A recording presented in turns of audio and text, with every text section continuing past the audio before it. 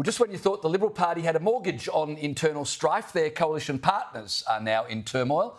Barnaby Joyce has announced he will not recontest the seat of New England, raising speculation he'll quit the Nationals and run for One Nation at the next election. And this afternoon, a second Nationals MP, Llew O'Brien, has threatened to defect to One Nation unless the Nationals ditch support for net zero.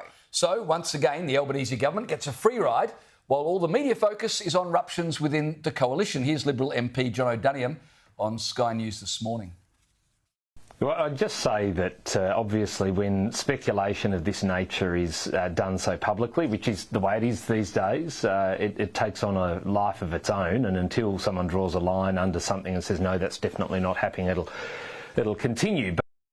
But look, I mean, it's not good for the coalition when they're still talking about themselves months after the election. But I just want to say, I think Barnaby Joyce's statement was very, very telling that he released yesterday. He said that his relationship with the Nationals has irreparably broken down. He went on to talk about net zero, how it's hurting his electorate, small business and Australians.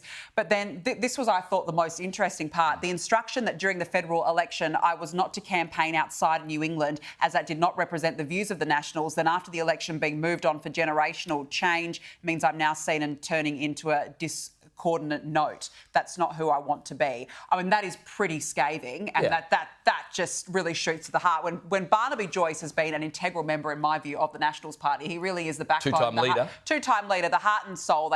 He knows the bush. They love him out in the regions.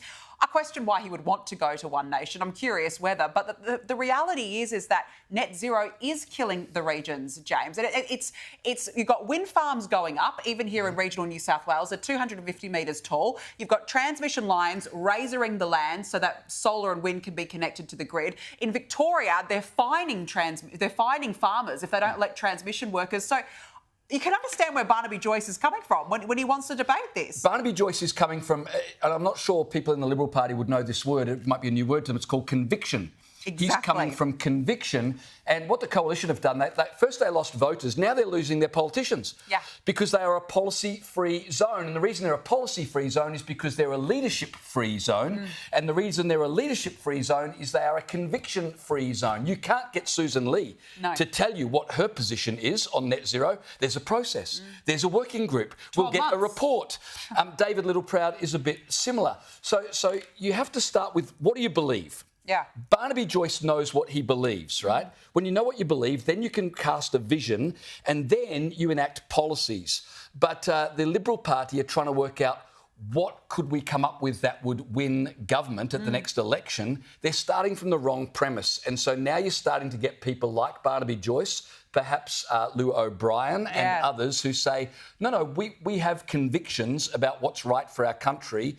And if those convictions are not being represented and articulated by our party, then we'll look for someone that is doing that. And right now, on the Conservative right side of politics, One Nation are leading from conviction. Pauline Hanson always has. That's why One Nation is attractive. Well, One Nation is winning more voters right now because there are a lot of disfranchised Conservative voters out there who are going, well, the coalition are doing nothing. They no longer represent us. So no wonder that the votes are heading to One Nation. The problem for the coalition is 12 months to do an energy policy. We don't know whether they're going to take nuclear. We don't know if they're going to drop net zero. Meanwhile, it's still the farmers out there that are suffering, and it's all Australians because there's no policy to keep the lights on in this country. And there were also reports late this evening that One Nation is targeting other Nats as well, like the likes of Matt Canavan. They really want to get Jacinta Nampijinpa-Price over. There's also reports of Colin Boyce, and Colin Boyce has been quite vocal within the party in recent months, particularly against David Littleproud. But you know, look, it would have to be very attractive to want to flip party, to go to another party. But I can understand from their perspective when your regions, your local community are not being listened to right now. If you're going to go into politics, right, it's a all-of-life commitment. Do you really want to go into politics and be part of a party that is, toing and froing and trying to compromise this way and that? Or do you want to join a party where you can clearly stand on your convictions? And if you enter government, fantastic. But if you don't, at least you've given it your all and you said what you truly believed. And I think that is what's happening.